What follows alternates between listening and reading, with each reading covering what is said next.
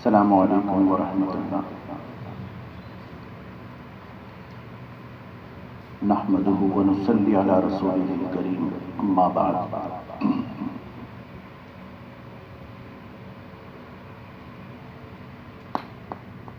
حضرت نصر بن محمد بن ابراہیم ابو اللیث سمرقندی رحمۃ اللہ علیہ نے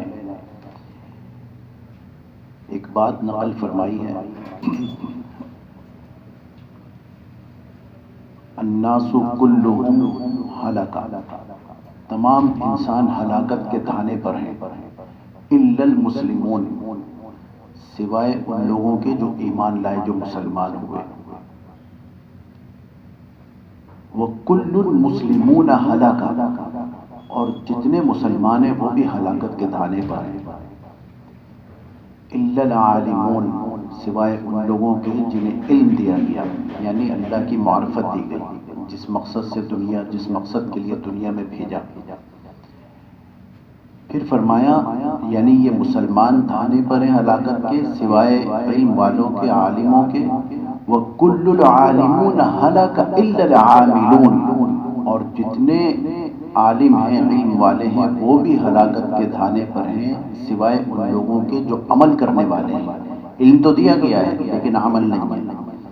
علم ہے مجھے کہ صبح کی نماز، فجر کی نماز پڑھنی ہے وقت پر، علم ہے مجھے کہ 5 وقت کی نماز فرض ہے، اب اس میں کوئی چوں چرا نہیں۔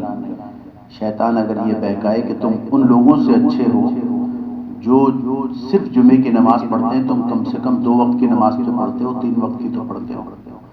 شیطان بہکائے کہ ان لوگوں سے اچھے ہو جو فرض بھی نہیں پڑھ رہے، کم سے کم میں فرض تو ادا کر رہا ہوں، صرف فرض پڑھ رہے ہیں، سنتوں سے کوئی غرض نہیں۔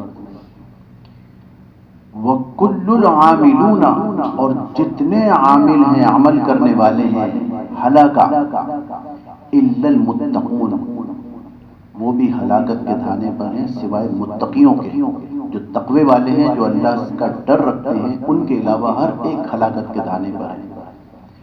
وَكُلُّ الْمُتَّقُونَ هَلَكَ، اور جتنے تقوی والے ہیں وہ سب بھی ہلاکت کے دھانے پر ہیں، الا المخلصون، سوائے ان لوگوں کے جو اخلاص والے ہیں۔ تقویٰ تو ہے لیکن اس میں کہیں نہ کہیں دکھاوا ہے، ریا ہے۔ اخلاص ہو 100%، یعنی اللہ یہ چاہتے ہیں کہ 100% میرے بنو، حالات کے رخ پر، حالات کی ہوا جہاں چل رہی ہو وہاں ہو کر حالات کی نظر نہ ہو جاؤ، میرے ہو کے رہو 100%۔ وَكُلٌّ مُخْلِصُونَ عَلَى خَطَرِ الْعَظِيمِ، اور جتنے اخلاص والے ہیں یہ بھی خطرناک گھاٹی کے اوپر ہیں۔ اس کا مطلب میرے دوستو آسان نہیں ہے، محنت کرنی پڑے گی۔ یہ بعض اسے حدیث کہتے ہیں لیکن یہ حدیث نہیں ہے، یہ حضرت ابو اللیث سمرقندی رحمۃ اللہ علیہ نے نقل فرمایا ہے۔ بہرحال میرا عرض کرنے کا مقصد یہ ہے کہ جہاں مشکلات ہیں، آپ عام طور پہ علماء سے، دیندار لوگوں سے مشکلات کئی سنتے ہوں گے کہ بس عذاب اور مشکل اور پریشانی، اور اگر یہ کیا تو یوں ہو جائے گا، یہ کیا تو یوں ہو جائے گا۔ اور ایک طبقہ ہے جو بالکل بے بہرا، اور وہ یہ کہتا ہے کہ اللہ بہت غفور الرحیم ہے، معاف کر دیں گے۔ تو الایمان بین الرجا والخوف، ایمان کس چیز کا نام ہے؟ درمیانی پٹی کا نام ہے، جہاں خوف بھی ہو اور امید بھی ہو، نہ صرف 100% امید ہو کہ عمل سے جائے آدمی، اور نہ صرف خوف رہے کہ ڈر کے بیٹھا رہے اور کچھ کرے نہیں۔ حضرت افضل بن قدی ایک صحابی ہیں، احادیث پہ کیا محنتیں ہوئی ہیں میرے دوستو۔ ایک صاحب نے سوال کیا کہ قرآن پر تو ہمارا، اچھا یہ عام طور پہ یورپ یا دوسری جگہوں پر جہاں پہ اسلامی حکومتیں نہیں ہیں، وہاں پر وہاں کے لوگ یہ سوال عام طور پہ کرتے ہیں کہ حدیث پہ ایمان لانا کہاں ضروری ہے، یہ تو بعد میں لکھی گئی ہے، قرآن پہ تو ایمان ہے، حدیث پہ نہیں ہے۔ تو میں نے عرض کیا کہ، اور میں نے کیا عرض کیا، ہم نے بھی اپنے بڑوں سے سنا ہے، تو یہ کس نے بتایا کہ مجھ پر 5 آیتیں نازل ہوئی ہیں؟ یہ کس نے بتایا؟ ایک لفظ قرآن حکیم کا ایسا جو رسول اللہ صلی اللہ علیہ وسلم پر وحی نہ کیا گیا اور وہ درج ہو گیا، ایسا ہے؟ یہ وحی کس پر نازل ہوئی؟ یہ کس نے بتایا ہمیں؟ اللہ ایک ہے، اس کی عبادت کرو۔ حدیث پر ایمان ہوگا تو باقی سب چیزوں پر ایمان ہوگا، اور اگر حدیث پر ایمان نہیں ہوگا میرے دوستوں تو پھر باقی چیزوں کا ایمان بھی متزلزل ہے، پھر ڈگمگا جائے گا۔ حضرت افزا بن قدی ایک صحابی ہیں، اور یہ وہ صحابی ہیں جن سے صرف ایک حدیث روایت کی گئی ہے۔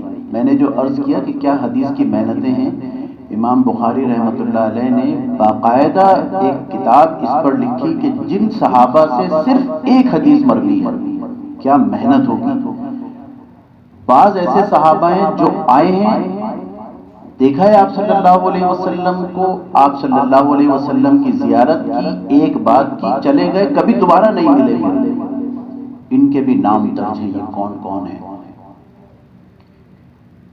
یہ صحابہ، اب جو موضوع ہے جو میں بتانا چاہ رہا ہوں، یہ صحابی فرماتے ہیں کہ میں نے ایک دفعہ آپ صلی اللہ علیہ وسلم سے سنا کہ آپ جمعے کا خطبہ دے رہے تھے، آپ نے فرمایا کہ میں سزائیں دوں ان لوگوں کو، ان علم والوں کو جن کو اللہ نے علم دیا ہے لیکن ان کے آس پاس کے لوگ اس علم سے محروم ہیں۔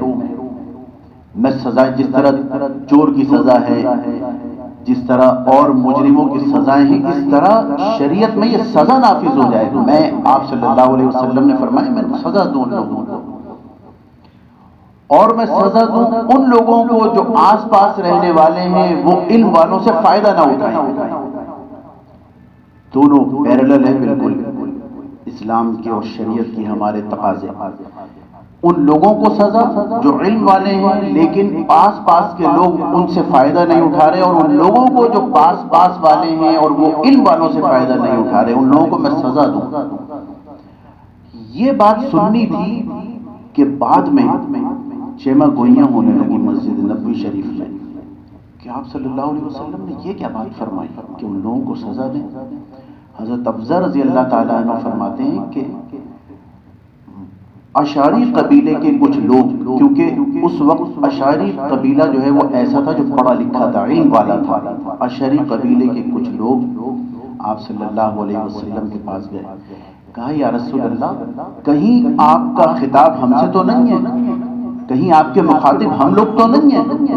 آپ صلی اللہ علیہ وسلم نے فرمایا ہاں، یہ پریشان ہوا کیونکہ ان کے آس پاس کے لوگ کھیتی باڑی کرنے والے تھے، محنت کرنے والے تھے، وہ علم والے نہیں تھے، یہ پڑھا لکھا طبقہ تھا۔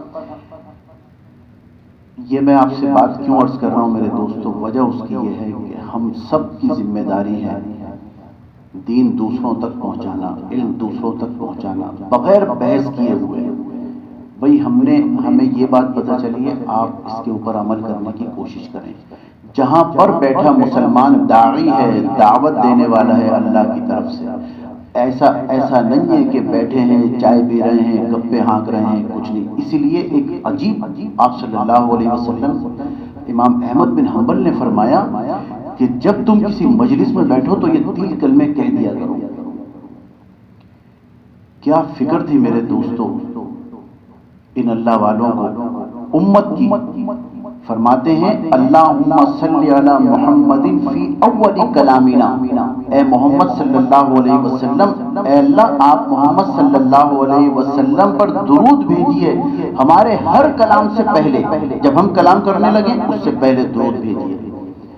اللہم صلی علی محمد فی اوسط کلامنا، ہم جب درمیان میں بات کریں، درمیان میں ہوں بات کرنے کے، 2 گھنٹے کسی کی محفل ہے، 1 گھنٹہ گزر گیا، اس وقت بھی آپ صلی اللہ علیہ وسلم پر اے اللہ درود بھیج دیں۔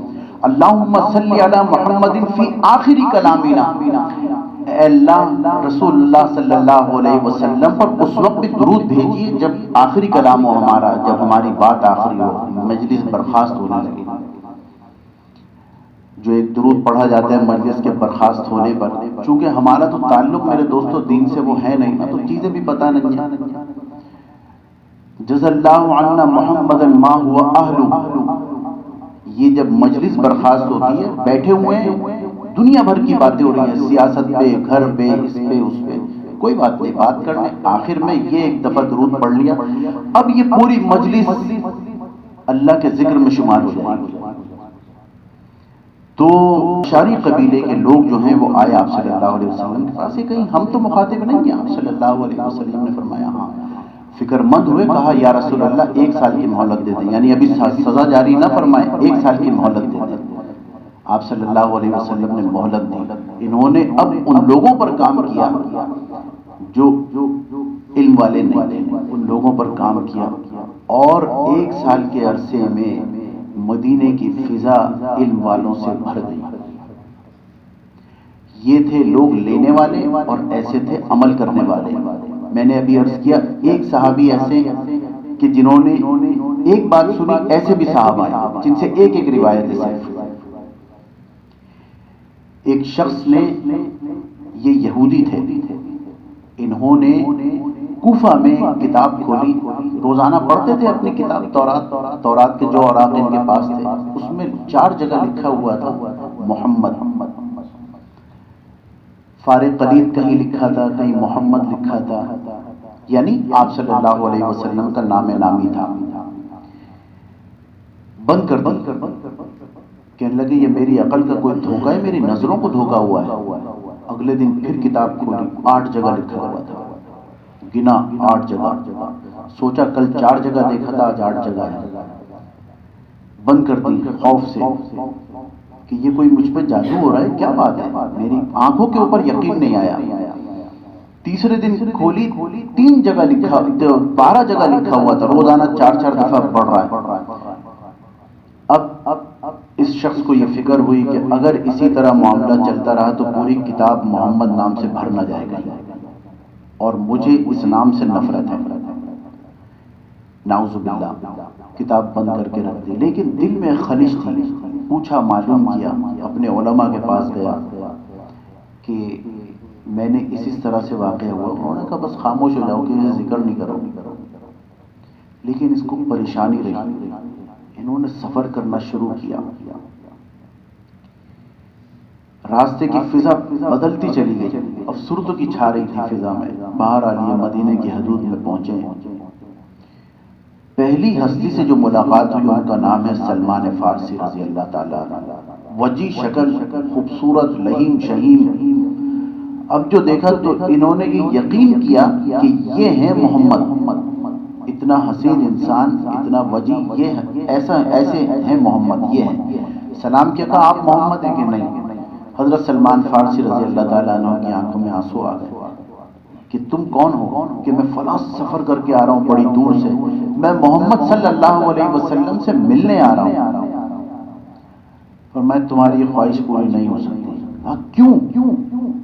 کہ 3 دن پہلے آپ صلی اللہ علیہ وسلم اس دنیا سے تشریف لے گئے، ان کے اوپر بڑا بوجھ پڑا۔ سوچا کہ اب کیا کروں گا جا کے، لیکن پھر خیال کیا نہیں، جب یہاں تک آیا ہوں ایک شخص سے ملا ہے، آپ کون ہے؟ کہ میں سلمان ہوں۔ آپ کا ان سے تعلق؟ کہ میں ان کا صحابی ہوں۔ کہا جب صحابہ ایسے ہیں تو وہ خود کیسے ہوں گے؟ بہرحال اور صحابہ کو دیکھنے کی طلب ہوئی، پہنچ گئے مسجد نبوی شریف میں۔ حضرت علی رضی اللہ تعالیٰ عنہ بقیہ صحابہ کے ساتھ بیٹھے ہوئے تھے۔ ان کا نام ہے نواف، یہ جو سفر کر کے آئے ہیں۔ نواف نے پوچھا کہ یہ کون لوگ ہیں؟ کہ یہ صحابہ ہیں آپ صلی اللہ، ہم سب صحابہ ہیں۔ کہا کن سے بات کروں؟ حضرت علی رضی اللہ تعالیٰ عنہ وہاں اس وقت بڑے موجود تھے، ان کے پاس پیش کر دیا کہ یہ ہیں۔ کہنے محمد کا کیا ہوا؟ کہ وہ تو 3 دن پہلے اس دنیا سے تشریف لے گئے۔ صحابہ میں چیخو پکار ہوئی، زخم ہرا ہو گیا۔ انہوں نے کہا کہ کیا مجھے ان کا کرتا مل سکتا ہے؟ حضرت علی نے ایک کو بھیجا کہ جاؤ حضرت امی عائشہ رضی اللہ تعالی عنہ سے کہو کہ کرتا دے دیں آپ صلی اللہ علیہ وسلم کا۔ دروازہ کھٹکھٹایا، اندر سے آواز آئی حضرت فاطمہ کی، یتیموں کا دروازہ کون کھٹکھٹا رہا ہے؟ کہا کہ ایک امتی ہے وہ آیا ہے اور وہ کرتا مانگ رہا ہے آپ صلی اللہ علیہ وسلم کا۔ آپ صلی اللہ علیہ وسلم سے ظاہر ایک عقیدت قلبی طور پہ پیدا ہو گئی تھی۔ کرتا دیا گیا، اس نے آنکھوں سے لگایا، کہا میں اس ہستی سے کہاں مل سکتا ہوں، ان کی قبر کہاں ہے؟ لے گئے ان کی قبر پہ، یہ شخص کھڑا ہوا ہے اور انہوں نے آسمان کی طرف دیکھا اور پھر یہ کہا کہ اے اللہ میں ایمان لایا اس شخص کی دعوت پر جو اب یہاں پر موجود ہے، میں ایمان لایا، آپ کو گواہ بناتا ہوں، اگر آپ نے مجھے معاف کرنے کا ارادہ فرما لیا، اگر آپ نے میرا ایمان قبول کر لیا، اگر ان کے ساتھ میرا ٹھکانہ آپ نے مقرر کر دیا تو اے اللہ اب مجھے جینے کی تمنا نہیں، آپ میری جان لے لیں، میں سمجھ جاؤں گا کہ میری دعائیں قبول ہو گئی۔ یہ کہنا تھا، ہچکی آئی ہے، وہاں گرا ہے اور انتقال ہو گیا۔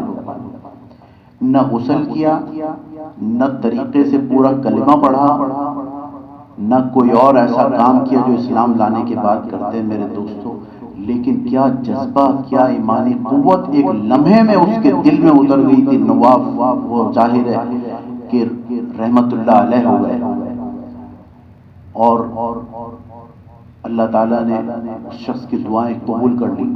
میرے دوستو، یہ باتیں بتانے کا مطلب ہے کہ وہ جذبات ہمارے اندر پیدا ہونے چاہیے، علم کی طلب ہونی چاہیے۔ اور ایک بات اور یہ عرض کرنی ہے کہ ہم جو دعائیں کرتے ہیں میرے دوستو، وہ دعائیں پڑھا نہ کریں، وہ دعائیں کیا کریں، اللہ سے باتیں کیا کریں، مزے لے لے کے باتیں کریں۔ یا اللہ آج میں جا رہا تھا گاڑی میں، جب میں چڑھا مجھے دو لوگوں نے تنگ کیا، پریشان کیا، میرے جوتے پہ چڑھ گئے، یا اللہ مجھے بڑی پریشانی ہوئی، اے اللہ میں گھر کے لیے روزی کمانے جا رہا تھا، میں کسب حلال کے لیے جا رہا تھا، آپ میری اس صحیح کو قبول فرما لیجئے۔ اب اس میں کیا جا رہا ہے؟ دعا مانگ رہے ہیں لیکن اسی میں ناخن بھی صاف ہو رہے ہیں، گھر کی خواتین اسی میں ہدایات بھی جاری کر رہی ہیں کہ چولہا بند کر دو، دروازے پہ دیکھو کون ہے، یہاں نہیں گھسو۔ یہ سارا اس کا مطلب یہ ہے کہ یہ مذاق ہے۔ دعا مانگیں، بالکل ڈوب کر دعا مانگیں۔ ہمارے یہاں ایک صاحب بیٹھے ہوئے ہیں، میں ان کا ذکر نہیں کرنا چاہتا، لیکن ان کو دعا مانگتے ہوئے دیکھا تو خیال آتا ہے کہ دعا ایسے مانگنی چاہیے، اتنے غرق ہو کے، ڈوب کے، کہ جیسے اللہ سامنے ہے۔ اور ایک یہ کہ اصول بتایا آپ صلی اللہ علیہ وسلم نے کہ تم میں سے جب کوئی دعا مانگے تو لا یقل، وہ یہ نہ کہے اللہم اغفر لی ان شئت، اللہم ارحمنی ان شئت، اے اللہ آپ چاہیں تو مجھے معاف کر دیں، آپ چاہیں تو مجھ پر رحم فرمائیں۔ آپ صلی اللہ علیہ وسلم نے فرمایا یہ نہ کہے۔ کیوں؟ جیسے ہم عام اصطلاح میں کیا کہتے ہیں، بس جو اللہ ہمارے لیے بہتر کرے وہ ہو جائے۔ بھائی اللہ کے اختیار میں سب کچھ ہے۔ آپ صلی اللہ علیہ وسلم نے فرمایا تسمہ مانگنا ہو اللہ سے مانگو، بادشاہت مانگنی ہو اللہ سے مانگو، اللہ کے لیے کوئی چیز مشکل نہیں ہے۔ ایسے لوگ بادشاہ اور صدر اور وزیر اعظم ہمارے ملک میں بنے ہیں جنہوں نے کبھی سوچا بھی نہیں ہوگا کہ ہم صدر اور وزیر اعظم بن سکتے ہیں، لیکن اللہ نے ان کی تقدیر میں لکھا تھا، بن گئے، حالات ایسے پیدا ہو گئے۔ تو یا اللہ آپ جو بہتر سمجھے وہ کرتے، نہیں جو میں سمجھ رہا ہوں کہ بہتری ہے، اے اللہ آپ اس میں خیر ڈال کے، بہتری ڈال کے میری اس دعا کو قبول فرما لیجیے۔ میں بزنس کرنا چاہتا ہوں فلاں، مجھ میں یہ طاقت نہیں ہے، اے اللہ آپ چاہیں تو مجھے بزنس کروا دیں، چاہے تو نوکری کروا دیں۔ اور پھر جب اللہ کی چاہت کے مطابق چیز ملے گی، نوکری مل گئی کہیں پر اور نوکری بھی تھرڈ کلاس ملی تو روئیں گے کہ ہم تو دعا کر رہے تھے۔ نہیں، اپنی چاہت بتائیں کہ اللہ میری یہ چاہت ہے، میری یہ خواہش ہے، میری یہ دعا ہے، آپ قبول کرنے پہ قادر ہیں، آپ کے علاوہ کوئی در نہیں ہے، کوئی گھر نہیں ہے، کوئی آسرا نہیں ہے، کوئی سہارا نہیں ہے، آپ ہی ہیں، آپ ہی میری دعا قبول فرمائیں گے کہ اللہ میں یہ چاہتا ہوں آپ یہ عطا فرما دیجیے۔ پھر ہوگا وہ جو اللہ بہتر سمجھیں گے، ہوگا وہی۔ اس بہتری میں اور ہماری دعا کرنے کی بہتری میں فرق ہے۔ اس بہتری میں اللہ تعالی ہمیں سب سے پہلے سکون عطا فرما دیں گے کہ کہ یہی، اور اس میں برکتیں ڈال دیں گے. تو میرے دوستو اللہ تعالیٰ سے مضبوط تعلق، رسول اللہ صلی اللہ علیہ وسلم سے مضبوط تعلق، بس یہ ایمان کا تقاضا ہے. اللہ تعالیٰ ہمارے ان باتوں پر ہمیں عمل کرنے والا بنائے.